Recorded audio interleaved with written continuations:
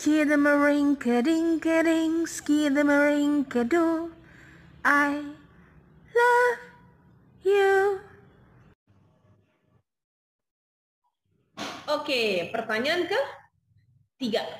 Nah, kita kadang perlu memotivasi anak-anak dalam belajar atau dalam hal apapun juga. Nah, kalau di sekolah atau di parenting kita kenal ada kata reward and consequence. Karena kita sudah nggak pakai kata punishment lagi. Reward itu memberikan hadiah dan punishment atau kita sebut consequence menanamkan pemikiran konsekuensi yang akan didapat ketika melakukan sesuatu. Nah, menurut Kak Lucy gimana nih penerapan bijaknya dalam menerapkan reward dan konsekuensi ini? Aku tuh setuju banget loh sama Miss Lingga. Kita punya satu bahasa yang sama ya, artinya tentang consequences gitu loh. Jadi memang aku juga seringkali membawa ini di dalam ketika aku ngobrol gitu, sharing dengan banyak orang tua. Karena in term gitu, anak-anak usia 3-6 tahun gitu ya, mereka itu masa-masa mereka belajar tentang aturan, kemudian belajar tentang benar salah, baik buruk gitu ya, mengembangkan kata hati gitu. Nah, hal-hal seperti itu tuh dibutuhkan tidak hanya sekedar ayo kalau kamu misalnya belajar nanti dikasih uang gitu ya, dikasih hadiah atau apa segala macam.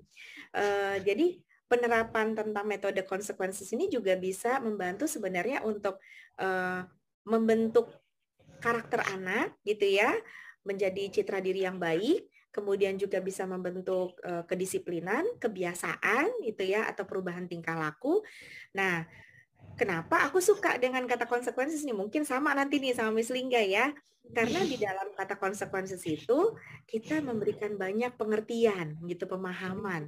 Di dalamnya itu ada membangun kesadaran gitu buat anak. Bahwa ketika dia melakukan A, ada loh konsekuensinya, ada loh resikonya buat dirinya dia sendiri dan lingkungannya gitu kan. Nah, kalau misalnya dia tidak melakukan A, maka dia akan begini. Kalau dia tidak melakukan B, maka dia akan seperti ini. Sehingga ketika anak-anak itu melakukan hal apapun, itu mereka paham gitu, bisa mengambil tanggung jawabnya sendiri. Sehingga itu tahapan perkembangan untuk tugas perkembangan dia mencapai kebebasan pribadi itu kita bisa memberikan fondasinya yang bagus. Nah, kira-kira begitu Miss Lika.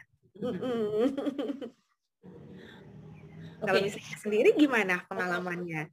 Pengalamannya, aku suka menganalisa dulu anak-anak didikku, apakah mereka termasuk introvert atau extrovert. Karena kalau extrovert biasanya motivasinya dari luar. Taruhlah reward kita mungkin bisa kasih hadiah sedikit permen atau apa. Nah, tapi untuk menumbuhkan image diri yang bagus seperti yang kata kamu sih tadi, kita juga bisa berikan pujian. Oh, pintar ya. Ya, gitu. Itu juga termasuk reward. Nah, sedangkan untuk yang introvert karena motivasinya dari dalam, nah itu consequences. Jadi kita melihat mereka berpikir, dan introvert biasanya lebih berpikir. Iya. Considering gitu. Karena dia lebih reflektif kan gitu ya. Jadi ada consequences. Tapi bisa mix memang seperti kalau bilang untuk menanamkan budi pekerti atau benar salah kita selalu bisa mix. Kalau begini, adik begini loh. Seperti juga reward itu bisa dibentuk dalam konsekuensi. Misalnya kalau adik pintar makannya, adik bisa sehat loh. Nah, itu kan sebenarnya reward yang dibahasakan dengan konsekuensi. Nah, gitu kalau aku. Iya, keren Miss Lingga. Pantesan nih anak-anaknya pada seneng nih ngefans sama Miss Lingga ya. Iya. Oke, kita lanjut ke pertanyaan keempat ya.